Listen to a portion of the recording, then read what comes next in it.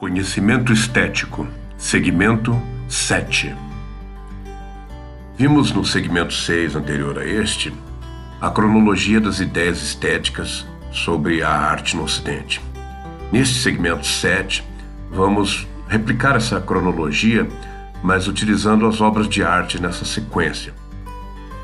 Ao longo da história, a obra de arte passou por inúmeras transformações que alteraram sua função sociocultural, sua função informativa, cognitiva e estética.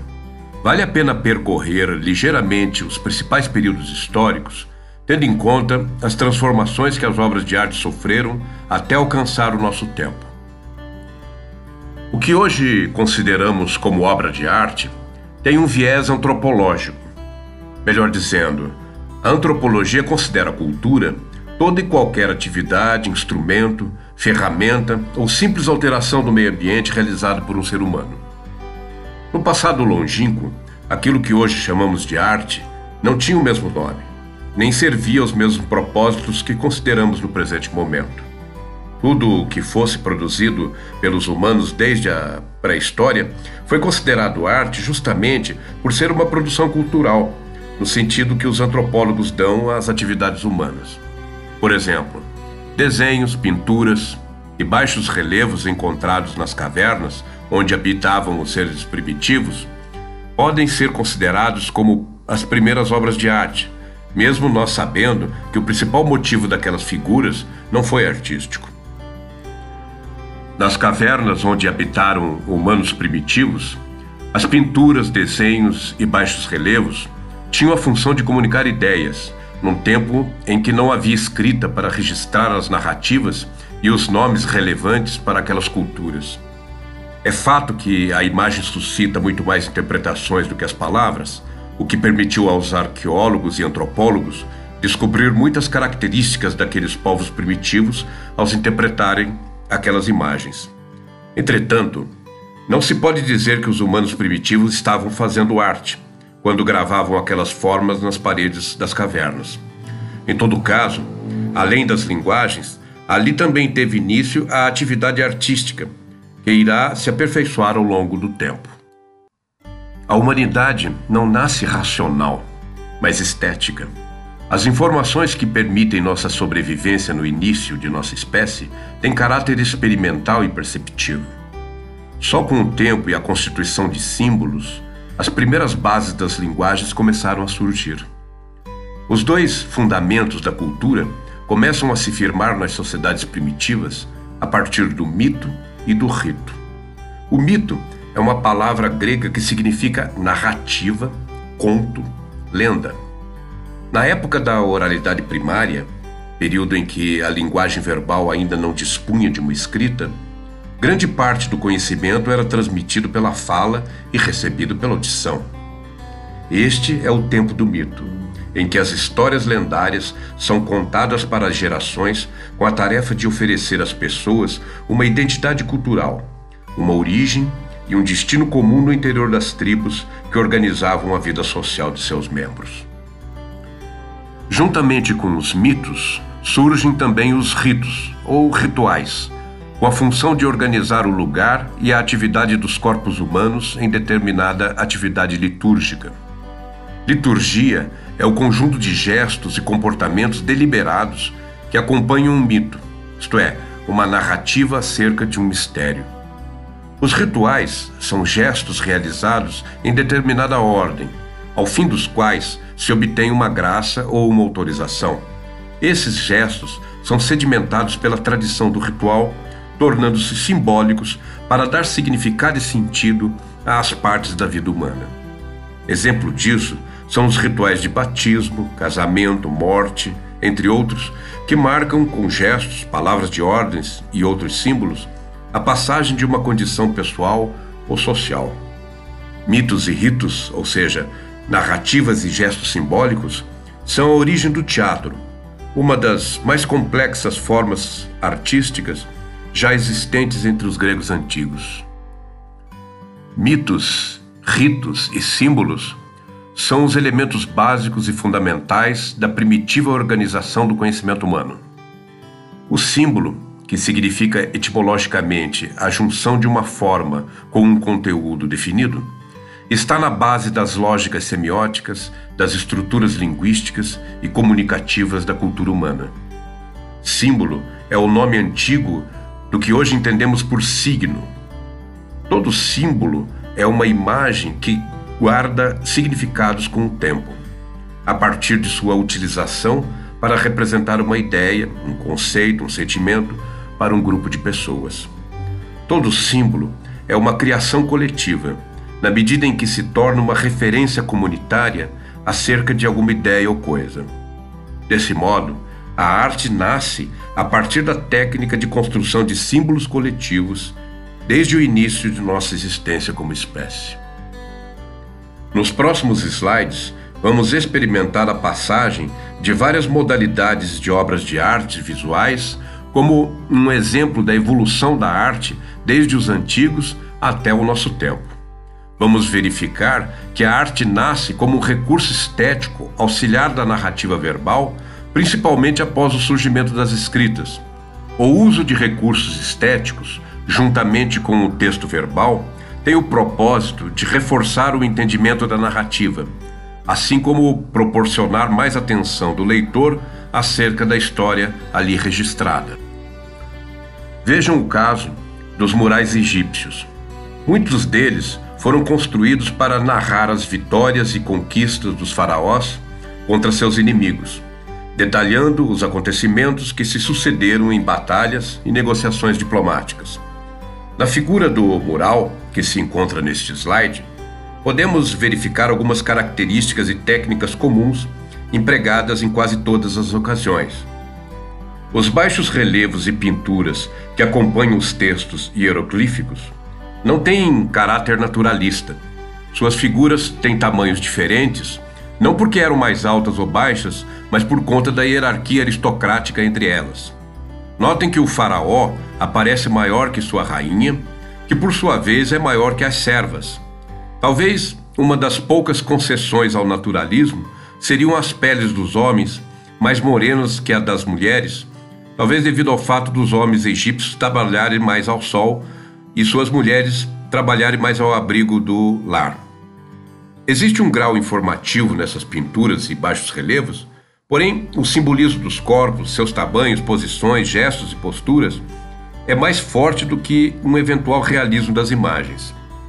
Notemos que, entre os egípcios, não havia demasiado interesse em imitar a realidade. Não havia, portanto, um realismo baseado na ideia de mimesis, como aconteceu entre os gregos séculos depois. Agora, sugiro que você congele o vídeo para ler com mais atenção as características que definiam a arte egípcia, antes de passar para o próximo slide. Como os egípcios eram o povo com a cultura mais avançada daquela época, os gregos começaram a fazer suas ferramentas, utensílios, instrumentos, baseados no design egípcio. Mas, aos poucos, foram se independendo daquelas convenções e criando seu próprio modo de representar o mundo. Notem que os desenhos dos gregos antigos, em seus vasos e ânforas, já tinham traços mais realistas, e as figuras egípcias em seus murais. O realismo, nas expressões e desenhos das coisas, foi tornando-se mais acentuado entre os gregos, caracterizando sua cultura como naturalista, dando origem ao que ficou conhecido como mimesis, a imitação imagética do modelo. Pareceu aos gregos que, diferentemente dos egípcios, quanto mais fiel fosse o artista em relação ao modelo de sua obra, mais correta seria sua arte, introduzindo as duas ideias mais comuns na arte ocidental, que são o conceito de mimesis e do belo. Muitos séculos depois, com o surgimento do cristianismo, a arte experimentou outras mudanças fundamentais. No começo do cristianismo, quando os cristãos ainda eram perseguidos, muitos entusiastas da religião, sem qualquer formação artística, faziam seus desenhos e pinturas sobre temas cristãos nas paredes das grotas, onde se encontravam para realizar seus rituais religiosos.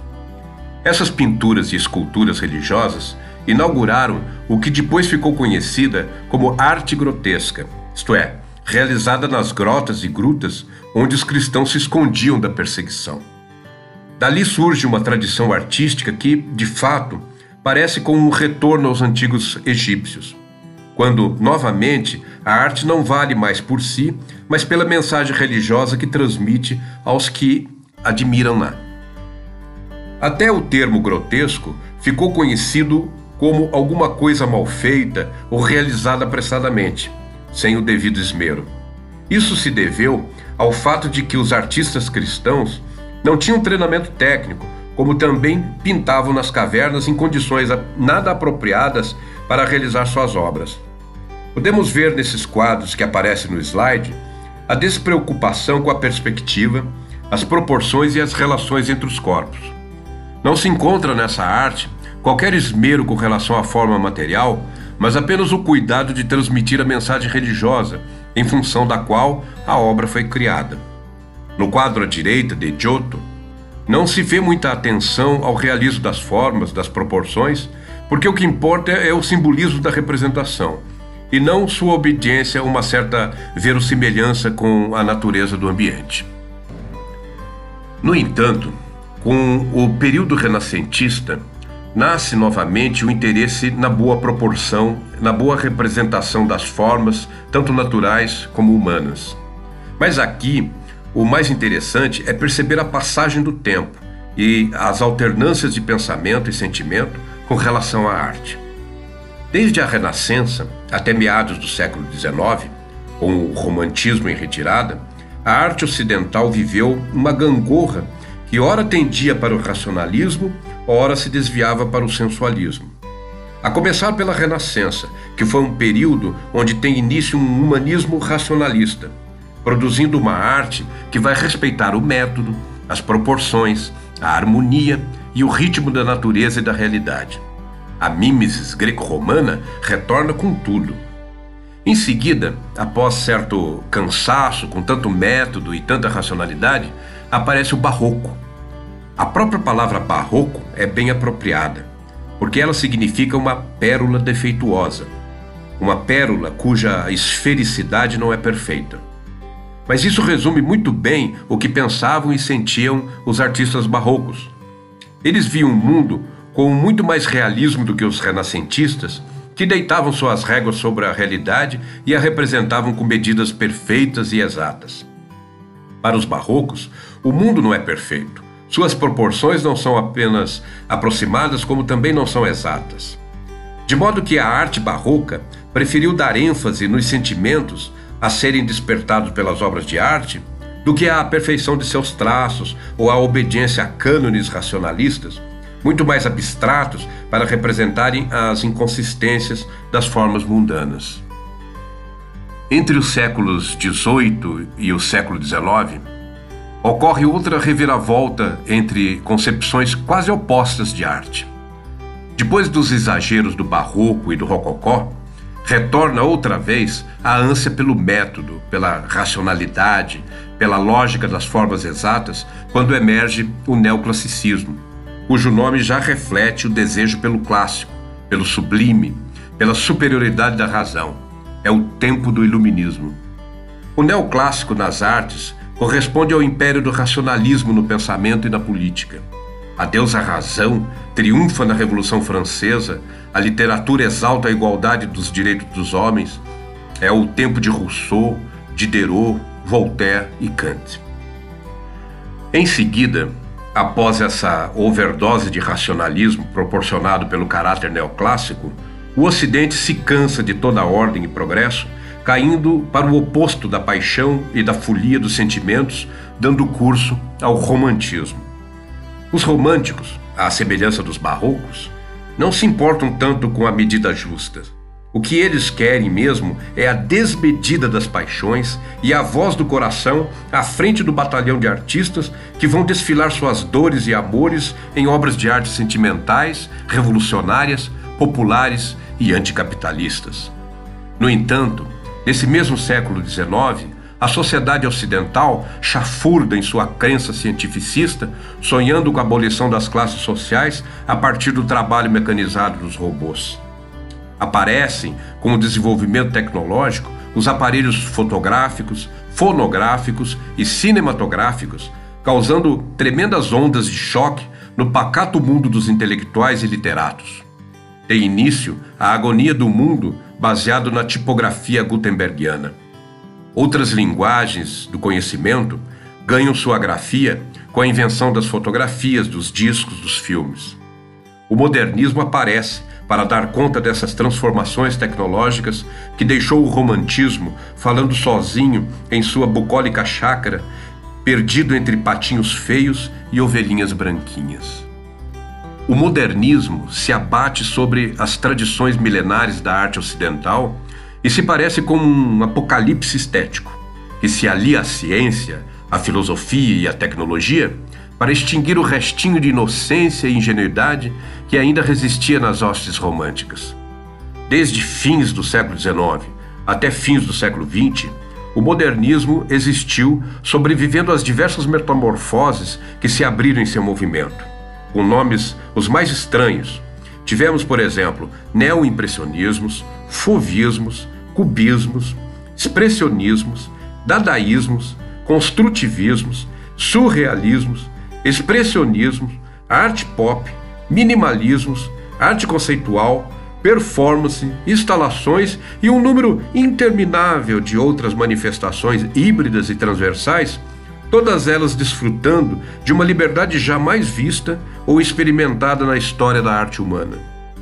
Tamanho conjunto de opções para a fatura artística acabou levando ao paroxismo de se verificar que, se tudo poderia ser arte, provavelmente nada mais era arte. O tão profetizado fim da arte talvez tivesse se realizado. Ocorre que, se a gente se deixar levar pelo momento em que a arte se encontra, sem analisar sua longa trajetória, talvez acabemos concordando com Hegel a respeito do fim da arte. No entanto, neste slide, talvez se possa observar mais de longe a evolução dos períodos e gêneros artísticos que se sucederam no Ocidente nos últimos 500 anos. Notemos que, desde fins do século XV, a arte ocidental vem sofrendo transformações. Mas essas transformações são de caráter opositivo, até pelo menos meados do século XIX. Temos o Renascimento e depois um movimento contrário, denominado Barroco, para em seguida surgir o Neoclássico, que se opôs ao Barroco, mas que foi superado pelo Romantismo, que era uma nova forma de Barroco. Dali em diante, os movimentos artísticos deixaram de se suceder para se sobrepor. Depois do Romantismo, as tendências foram acelerando as transformações, que se tornaram simultâneas. Entre os séculos XV e o século XIX, poderíamos dizer que os movimentos artísticos tiveram uma evolução pendular, sucedendo-se entre opostos. Mas, a partir dos fins do século XIX, com o advento do modernismo, as tendências começaram a surgir sincronicamente, superando a sucessão temporal que houve nos séculos anteriores. Ainda hoje, alguns teóricos da arte, lamentando o fim da sucessão dos períodos, enxergam a democracia das tendências como um caos dissolutivo.